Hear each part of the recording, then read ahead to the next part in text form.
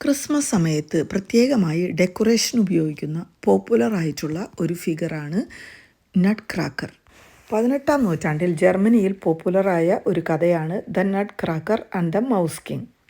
ഈ കഥയിൽ നല്ലവനായ നട്ട് ക്രാക്കർ ഒരു പെൺകുട്ടിയെ ക്രിസ്മസ് ഈവനിങ്ങിൽ ദുഷ്ടനായ മൗസ് കിങ്ങിനെ തോൽപ്പിക്കാൻ സഹായിക്കുന്നു.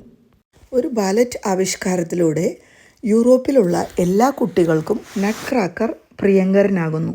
അതുകൊണ്ട് തന്നെ മിക്കവാറും കുട്ടികൾക്ക് അക്കാലത്ത് നന്മയുടെയും സുരക്ഷിതത്വത്തിൻ്റെയും ശക്തിയുടെയും അടയാളമായ നട്ട് ക്രാക്കറിൻ്റെ പാവയാണ് ക്രിസ്മസ് സമ്മാനമായി കിട്ടിയിരുന്നത്.